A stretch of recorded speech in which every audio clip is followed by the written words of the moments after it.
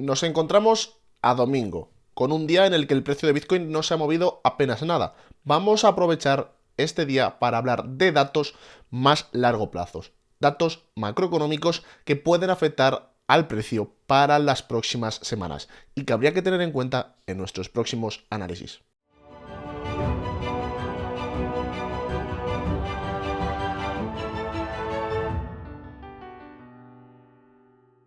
Como siempre, vamos a empezar por las liquidaciones de Bitcoin. Recordar que los datos que vamos a dar hoy se basan en meses de duración, ¿vale? Estamos hablando que son unos datos más largo plazo de lo que solemos estar acostumbrados, no para crear un efecto inmediato en el precio. Ahora, vamos con las liquidaciones de Bitcoin. En este caso tenemos el gráfico de un mes, en el que podemos empezar ya a ver las primeras formaciones de liquidaciones por la parte alta. Recordar que como hemos estado prácticamente todo el tiempo, este último mes, que es lo que nos coge el volumen, en rango, y que las pocas liquidaciones que se habían creado por la parte alta se las habrían cargado en esa zona de los $25.000 hace unos días, no ha dado tiempo a una creación de liquidaciones por una parte más alta. Pero ya estamos viendo en qué zona principalmente se están enfocando para ir a ese próximo movimiento de liquidaciones o donde se estarían poniendo las principales órdenes. En este caso la zona sería la zona de los 27.500. Nuestro próximo objetivo alcista, si queréis verlo así, en un gráfico mensual. Dejando para escenarios bajistas y con ello liquidaciones de largos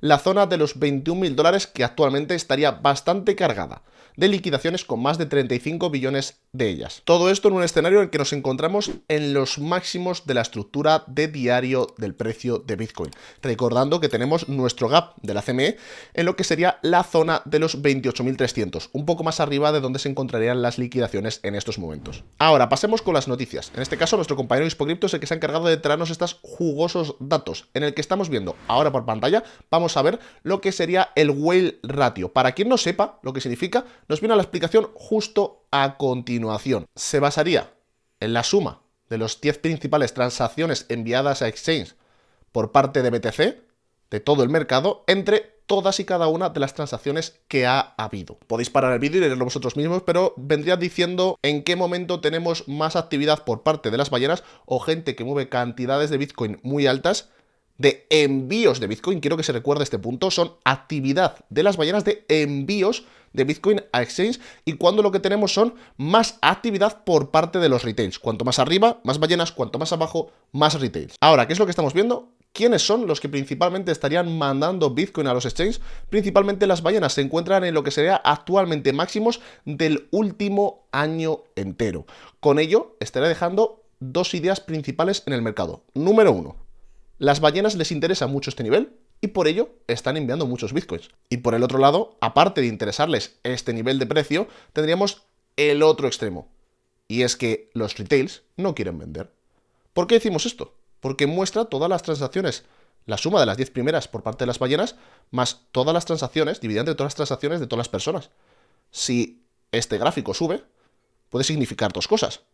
O las transacciones de las ballenas son mucho más grandes, o por el otro lado los retails estarían enviando muchísimo menos Bitcoin a los exchanges. De los dos lados, lo que nos está mostrando es una corriente muy clara. O los retails en esta zona no quieren vender y creen que el precio va a seguir subiendo, o, por el otro lado, las ballenas creen que esta zona es bastante interesante para mandar sus bitcoins a los exchanges para empezar a tomar sus primeros beneficios. Claro, recordar que este gráfico estamos hablando que se ve, y lo que estáis viendo es aproximadamente más de un año. Aquí tenemos al precio de Bitcoin cuando se encontraba en los $50.000. Por eso estábamos hablando de que todos los datos que vais a ver el día de hoy son para largo plazo. Pero interesante a tener en cuenta que esta zona les estaría gustando o muy poco a los retails o mucho a las ballenas. Por el otro lado, tenemos información de lo que serían los hedge funds. Vamos a ver el volumen principal o las posiciones principales del top 4 entidades por volumen en la CME. ¿Qué quiere decir esto? Para quien no sepa lo que es la CME, es donde se crean esos caps tan bonitos que estamos viendo y donde principalmente operan los institucionales, hedge funds, etcétera, etcétera, etcétera. Donde hay poco retail, podemos decirlo así. ¿Y qué es lo que estamos viendo? A continuación en pantalla vemos las principales posiciones de los que serían los más grandes en movimiento de la CME. ¿Y qué hemos visto? Una tendencia muy clara. A partir de octubre de 2022, aquí, en esta zona, las ballenas, los hedge funds, empezaban a cancelar posiciones largas en la CME. Y por el otro lado, a partir aproximadamente de, yo te diría que diciembre de 2022, hace un par de mesecitos, empezaría la creación de apertura de posiciones cortas por parte de las instituciones de CME. ¿Qué quiere decir esto? Estamos teniendo a los principales institucionales del mercado de Bitcoin que optan por posiciones más bajistas y menos largas. Disminuyen sus posiciones largas y aumentan sus posiciones cortas. Veremos si es finalmente porque tienen una cobertura o porque están viendo algo a largo plazo en el mercado que les interesaría mucho más, lo que sería un movimiento a la baja que uno a la alza. Y todos estos datos sobre instituciones y ballenas empezando a interesarles la zona de precios en la que nos encontramos ahora a nivel bajista, o, por el otro lado, que los retails no tienen interés, pero de las dos maneras, el dinero inteligente no estaría muy alcista y lo que se llamaría el dumb money o el dinero tonto estaría más alcista de lo normal. Vemos otro gráfico que también asusta. En este caso tenemos el precio en verde del SP500, que espero que se vea bastante bien, y por el otro, en rojo, las posiciones o inflow de posiciones netas a lo que serían la bolsa americana por parte de los estadounidenses. ¿Qué quiere decir con esto? Cuando vemos la línea roja, querría decir que estarían enviando dinero a esos fondos de inversión o a esa bolsa americana, a lo que serían equities americanas, como es obvio, para comprar más de estas. Lo que nos quiere decir que los retails se encontrarían invertidos, y ahí está la gracia, invertidos en el mercado por encima de donde se encontraban en enero de 2022. Ahí es donde tenemos el principal problema.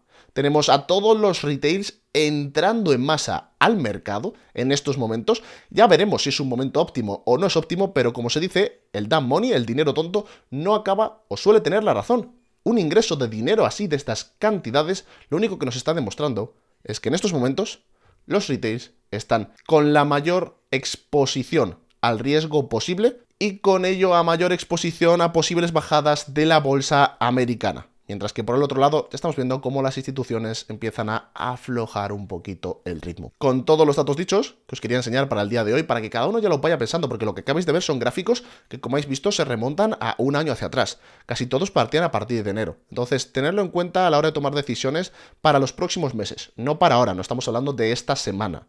Pero esta semana, ¿qué es lo que tenemos? Las noticias principales. Número 1, el miércoles vamos a tener las minutas de la FOM, justo antes del cierre de la bolsa americana, lo que serían las 8 de la tarde, 8 de la noche, aquí horario español. Y luego el jueves tenemos por la mañana el CPI europeo y luego a la apertura de la bolsa americana, las 2:30 de la tarde, tendríamos el GDP, que también serviría, esos Gross Domestic Price, que también serviría para medir la inflación de Estados Unidos. Con esto vamos a tener una semana bastante movidita, con datos que no nos auguran un buen futuro, sobre todo para los próximos meses, pero por lo menos para un corto plazo, aún podemos seguir pensando en, cómo se diría, un poquito más. Pequeño resumen de dónde estamos en el precio de Bitcoin. Nos encontramos en la parte alta del gráfico, intentando romper esos máximos que actualmente ya se habrían conseguido, y por el lado de 4 horas nos estaríamos encontrando en un rango en el cual, después de haber roto todas las liquidaciones que teníamos por la parte alta, para que se activase la estrategia tendría que romper la zona de los 23.500.